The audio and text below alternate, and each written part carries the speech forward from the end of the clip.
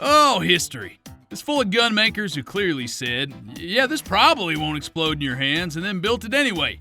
We're talking Duckfoot pistols, nuclear shoulder toys, even revolvers meant to teach dogs some manners. So grab a cold one. Let's run through the most head-scratching weird guns this world ever cooked up. Now, first up here is the Apache Revolver. I swear, this is the original hold my beer, I got a multi-tool idea. Late 1800s France wasn't exactly the calmest, with all sorts of seedy underworld types prowling around, and apparently somebody decided that, yeah, gangsters, they just really needed a brass knuckle knife and a multi-barrel revolver all duct taped together. This beast was chambered for 7mm Lefachot pinfire, which by modern standards is about as threatening as a hot glue gun. But back then it was a serious street hardware. Let me tell you, this thing didn't have an actual barrel, just a pepper box cylinder that spit lead when the universe felt like directing it that day.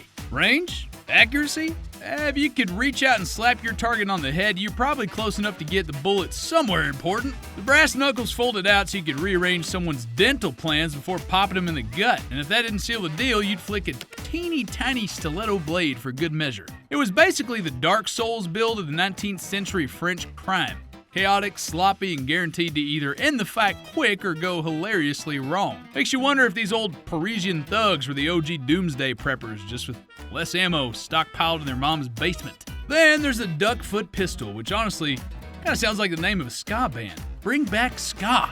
This little nightmare was popular with ship captains, bank guards, and pretty much anybody who was outnumbered and didn't trust their local militia to show up on time. Picture a grip with 3 or 4 barrels fanning out at weird angles all ready to go off at once. The idea itself was pretty simple. If a mob rushed you, one pull of the trigger would send a chaotic spray of lead out wide enough to make everybody reconsider their life choices. The problem? Well, unless your attackers were standing nice and cozy shoulder to shoulder, you were gonna miss half of them. Plus, the recoil on this gosh dang thing was so spicy it could dislocate your wrist faster than a drunk handshake, and you had to load each barrel separately, packing powder, ball, and wadding into every tiny tube. By the time you were done prepping for round 2, the surviving bad guys could have robbed you, your cousin, and your dog alike. It was basically the 18th century equivalent of posting a cringe take online. It looked cool until it backfired spectacularly. And speaking of backfire, oh buddy, the British Nock Gun takes the cake.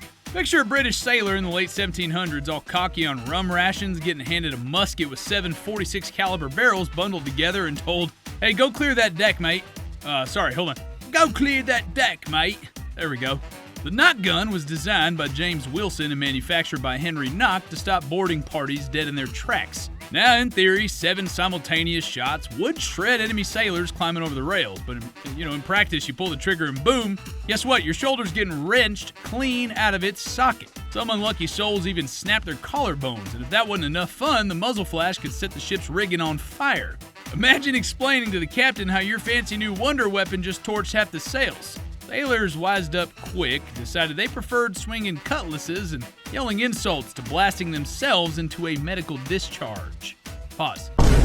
Historical records show they basically stopped using it because too many crewmen ended up in the surgeon's hammock whining about busted bones. Actually makes a lot of sense. Ain't nobody got time for orthopedic bills in the middle of chasing Napoleon's navy. Now, the Infernal Machine. Oh boy, if this contraption doesn't scream chronically online 1830s edition, I don't know what does. Giuseppe Marco Fieschi, a Belgian revolutionary with more anti-monarchist rage than sense, decided to build what was essentially a 25-barrel musket wall-mounted on a wooden rig all tied to one single fuse. His master plan?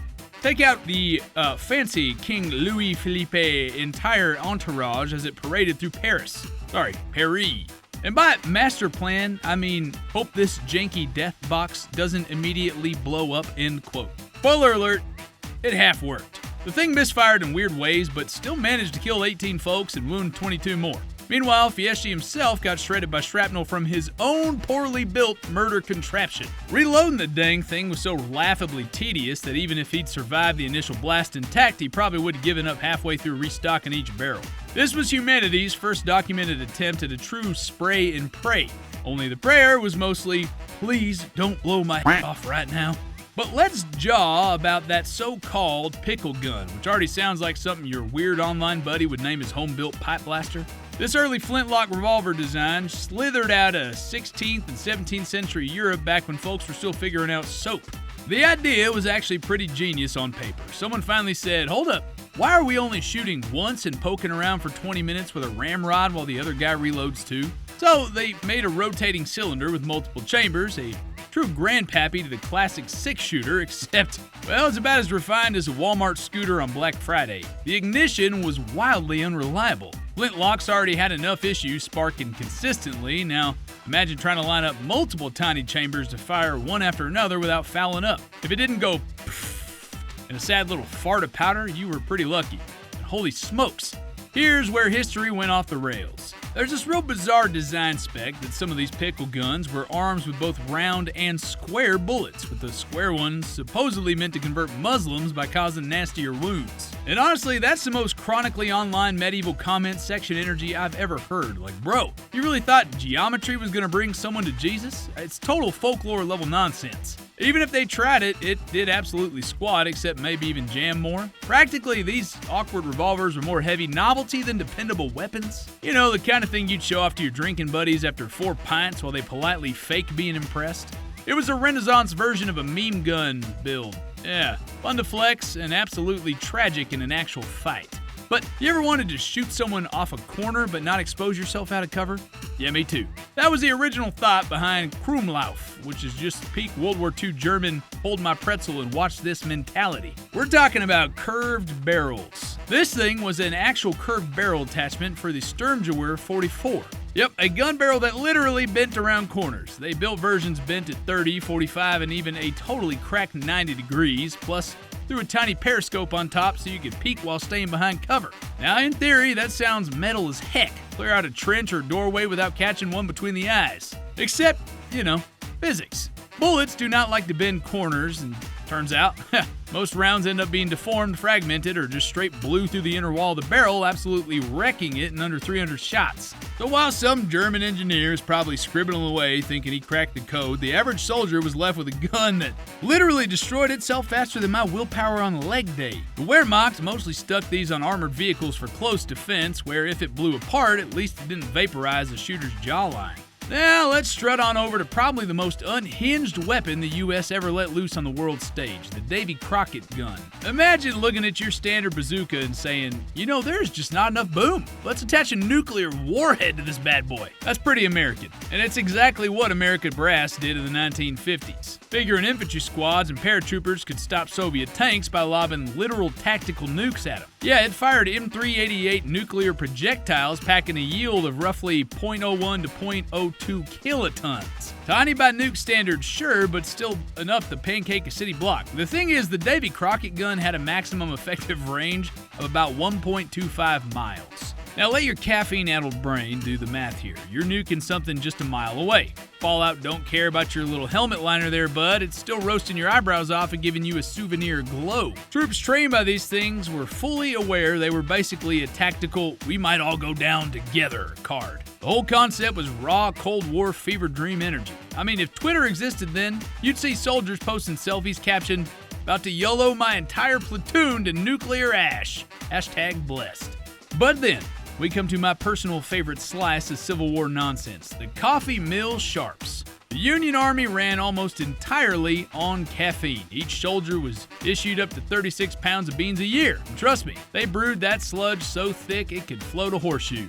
Now some brilliant officer thought, hey, let's build a hand-crank coffee grinder right into the buttstock of a 52 caliber Sharps carbine. No joke, these were real. They rigged maybe 100 carbines with coffee mills in the stock so soldiers could grind up beans on the go. Sounds pretty cozy, till you realize the grinders jammed constantly, broke down even more often, and left soldiers wishing they'd stuck with 2 rocks to mash their morning fix. Now today, authentic coffee mill sharps are ultra rare, worth a small fortune. But they're also heavily faked, because if there's anything collectors love, it's paying big money for novelty history that barely worked. It's a perfect embodiment of that Civil War vibe. Men willing to go to hell and back again over slavery and states' rights, but by God, don't make them skip their morning cup of joe. Now this guy right here is the Velo Dog Revolver, and it's probably my favorite solution to a problem that's so niche it's almost wholesome. Invented in France back in the 1890s by René Galland. Yep, the same Galland family famous for all sorts of funky revolvers. This little pop gun was designed specifically for cyclists. Back then, bicycles were the hot new flex called velocipedes, and apparently French dogs decided they were the ultimate squeaky toys. See, riders kept getting their pants shredded by angry mutts, so Gallon said, alright, how about a tiny double-action revolver to handle Fido? These things were chambered in 5.75mm Velo Dog, which was basically the rimfire equivalent of telling a dog bad boy, but with gunpowder. Not like that, bad boy. Come on, guys. Some rounds were even loaded with pepper, wax, cork, or other non-lethal weirdness just to sting or scare the dog away. In today's world, someone would have just bought bear spray and posted TikToks about it, but back then, no way, they packed a literal dog revolver. In fact, the Velo Dog became so popular that makers all across Belgium, France, Spain, and Germany cranked out their own versions. Some had long, guardless triggers that looked like a safety hazard waiting to happen, because, spoiler, they were. Dog owners probably hated these things with a passion. Meanwhile, every fancy French cyclist was pedaling around with a pocket popper, ready to plink a poodle right off their pedals. That was a good alliteration. Honestly, it's a kind of historical detail that makes you realize folks were always kind of unhinged. They just didn't have Facebook groups to brag about it. But now let's get serious about shoulder surgery. The 3-gauge kiln gun is one of those, oh, it's for industry, totally normal firearms that actually makes the Apache Revolver look kind of reasonable. Back in the late 19th and early 20th century, steel mills were struggling to keep the inside of giant kilns clean. After they poured out molten metal, a crusty mess of slag would build up inside. The original solution was to send some poor sap in there with a hammer. Imagine the OSHA violations, because my goodness. Then some absolute legend thought, wait, why don't we just shoot it? So, they built the kiln gun, basically a monster shotgun that fired number 12 shot at the inside walls, blasting slag to dust. The original versions were 3-gauge, which means enormous bore diameter. Modern kiln guns are usually 8-gauge, but still weigh around 220 pounds, fire a 3-ounce slug at about 1,750 feet per second, and generate roughly 9,000 foot-pounds of energy. That, folks, is enough oomph to make your average elk rifle pack up its bags and cry in a corner. These industrial beasties could last up to 250,000 rounds, still popping off in steel and cement plants today. Kinda beautiful.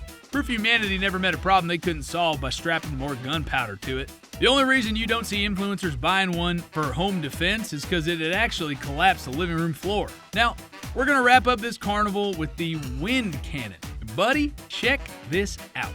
Near the end of World War II, the Germans were desperate to invent any wacky wonder weapon that might turn the tide. Enter the wind cannon. Basically a giant compressed air blaster designed to shoot shockwaves at low-flying aircraft. Now on paper, this thing sounds pretty slick. Fire a supercharged blast of air that could damage wings, snap control surfaces, and maybe even down a bomber. They tested it on wooden boards and, animals, and they got some minor results, but just beyond 600 feet, it did jack squat. Realistically, by the time they were hauling this monstrosity around, the Allies were already parking tanks on Hitler's lawn. So, project fizzled out without ever seeing combat. The whole concept is major late-night Discord VC energy. Yeah, someone half drunk going, bro, what if, hear me out, what if, listen, what if we shot planes in the air?